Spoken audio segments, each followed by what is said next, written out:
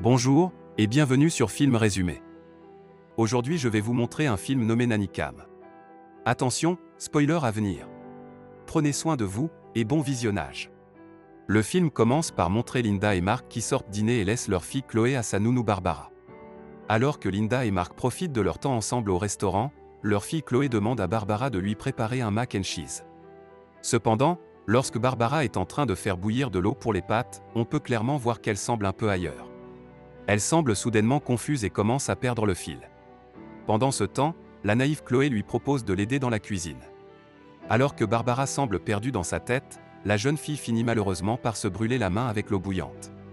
Les médecins sont appelés sur les lieux, ainsi que Linda et Mark, qui se précipitent à l'intérieur une fois arrivés chez eux pour s'assurer que leur fille va bien.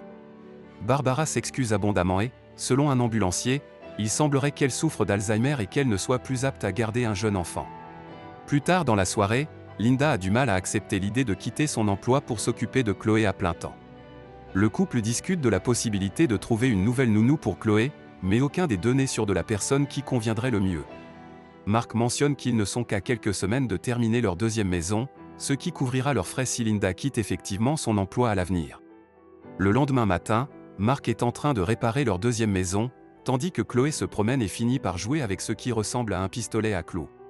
Elle aurait pu se blesser gravement si un passant ne l'avait pas arrêtée. La passante ramène Chloé à Mark, et nous apprenons qu'elle s'appelle Heather. Mark, qui voit que Chloé semble s'être prise d'affection pour cette fille, s'empresse de la ramener chez lui et de présenter Heather à sa femme. Linda hésite lorsque Mark propose Heather comme nouvelle nounou, car ils ne savent pas grand-chose de son passé. Mark, en revanche, la persuade qu'Heather est un bon choix car elle habite en ville. Après cette discussion, le couple décide de demander à Heather si elle souhaite devenir la nouvelle nounou de Chloé. Heather accepte le poste avec enthousiasme, affirmant qu'elle cherchait un moyen de gagner de l'argent. Heather déclare qu'elle a déjà travaillé comme babysitter dans le passé, et fournit le numéro de téléphone de son ancien employeur comme référence. Plus tard dans la soirée, Linda, qui n'a pas encore totalement confiance en Heather, essaie d'appeler son ancien employeur et reçoit de bons commentaires sur Heather. Par souci de sécurité pour leur fille, ils décident alors d'acheter une caméra de surveillance à installer à l'intérieur de la maison. Dès le lendemain, Linda va faire des achats de caméras pour Nounou et on lui recommande d'acheter un radio-réveil avec une caméra intégrée. La mère est rassurée de savoir que la nouvelle caméra cachée est installée à l'intérieur de la maison, et elle peut voir sa fille s'exercer au violon comme elle le fait toujours. Par la suite, Chloé est en train de jouer joyeusement avec Heather sous le porche d'entrée. Lorsqu'Heather entre dans la maison pour aller chercher de l'eau, Barbara, qui vit juste à côté, s'approche d'elle avec enthousiasme car elle lui manque. Alors que les deux partagent une conversation agréable, Heather se présente, elle commence à devenir excessivement protectrice et se montre complètement hostile envers Barbara. Barbara, déconcertée, fait demi-tour et rentre chez elle. Linda arrive peu de temps après et demande ce qui se passe. Heather lui ment immédiatement en lui disant que Barbara lui criait simplement dessus pour lui dire qu'elle lui avait volé son emploi. Linda se sent désolée pour Heather et lui dit que Barbara est souffrante. Pendant le dîner, le soir même, le téléphone fixe sonne et Heather va répondre.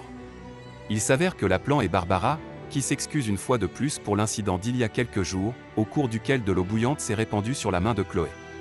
Une fois de plus, Heather répond de façon désobligeante, mais cette fois, elle monte d'un cran en imitant la voix de Linda pour engueuler Barbara. Plus tard dans la nuit, Madame Barbara entend soudain des bruits étranges dans sa maison. À son insu, une ombre inquiétante passe près d'elle. Le lendemain matin, Linda, qui est au travail, reçoit un appel téléphonique l'informant que Barbara s'est suicidée. Cela la dévaste profondément, car elle connaissait Barbara depuis longtemps et la dernière fois qu'elle l'a vue, la vieille femme semblait aller bien. Linda et Mark quittent alors la maison pour assister aux funérailles de Barbara, laissant Heather veiller sur Chloé pendant ce temps. Lorsqu'ils rentrent chez eux, ils sont surpris de voir à quel point leur maison est propre et bien rangée. Linda s'approche alors d'Heather, qui lui dit qu'elle ne fait cela que pour passer le temps pendant que Chloé dort. Nous pouvons voir que Linda se sent mal à l'aise avec cela et dit à Heather qu'ils l'ont seulement engagée pour surveiller Chloé, c'est tout. Avant d'aller se coucher ce soir-là, Linda décide de regarder les dernières images de la caméra de la nounou. Elle découvre Heather et Chloé en train de discuter pendant 3 heures, au lieu de s'exercer au violon ou de faire d'autres activités. Le lendemain, Linda est à nouveau stressée lorsque Chloé refuse de manger ce qu'elle a préparé et prétend que Heather est meilleure cuisinière que Linda. De plus, Chloé informe Linda qu'elle ne souhaite plus jouer du violon, car elle s'est découvert un nouveau hobby, le monologue, qu'elle a appris de Heather. Lorsqu'Heather arrive pour sa routine, Linda décide de lui poser des questions sur la longue conversation qu'elles ont eue auparavant. Heather lui dit qu'elle et Chloé avaient une conversation sur la mort, car Chloé avait beaucoup de questions à ce sujet après la mort de Barbara. Linda lui conseille alors de continuer à faire répéter Chloé au violon, et c'est à ce moment-là qu'Heather se rend compte qu'elle est observée depuis tout ce temps. Elle cherche immédiatement la caméra de la nounou dans la maison. L'après-midi, Mark rentre du travail et décide de s'asseoir et de discuter avec Heather. Mark révèle qu'il s'est blessé pendant le travail, et la jeune fille lui donne un analgésique. Heather en profite alors pour flirter avec lui, et finit par essayer de l'embrasser. Mark, qui se sent mal à l'aise, dit à Heather de rentrer chez elle. Heather lui dit alors de manière suggestive de regarder la caméra de la nounou et lui demande s'il l'a déjà regardée. Mark ne prête pas attention à la question et continue son chemin vers l'étage. Plus tard, Mark décide de regarder les images de la caméra et découvre Heather en train de se déshabiller délibérément et de prendre des poses compromettantes devant la caméra. Effrayé mais peut-être un peu intrigué, Mark ferme son ordinateur. Comme tout cela se passe sous le nez de Linda, celle-ci commence à avoir l'étrange intuition que quelque chose ne va pas, et elle décide d'ajouter d'autres caméras dans la maison. Le lendemain, nous apprenons que Linda prend une demi-journée de congé au travail, car elle va assister au récital de Chloé. Bien que son patron s'y oppose au départ, il l'autorise finalement à quitter le travail plus tôt. Sur son chemin, elle est soudainement arrêtée par les policiers. En sortant du véhicule, ils l'informent qu'ils ont reçu un rapport affirmant qu'elle a kidnappé un enfant. Linda, confuse, tente de leur dire qu'ils se trompent.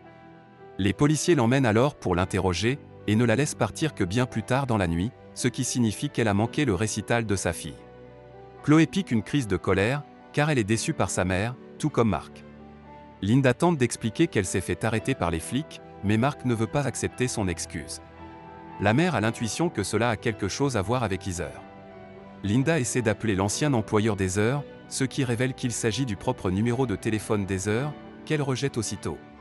À l'insu de Linda, plus tôt dans la journée, c'est en fait Heather qui a appelé la police et lui a dit de s'en prendre à la voiture de Linda sous prétexte d'enlèvement.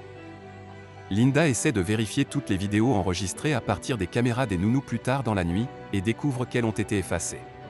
Elle se dispute avec Mark au sujet des fichiers supprimés de la caméra, et Mark admet qu'il a supprimé les fichiers parce que ce n'est plus une bonne idée de surveiller la vie privée de quelqu'un, malgré le fait que c'était leur idée. Nous apprenons également qu'Heather les observe depuis une caméra de surveillance qu'elle a secrètement installée dans la maison.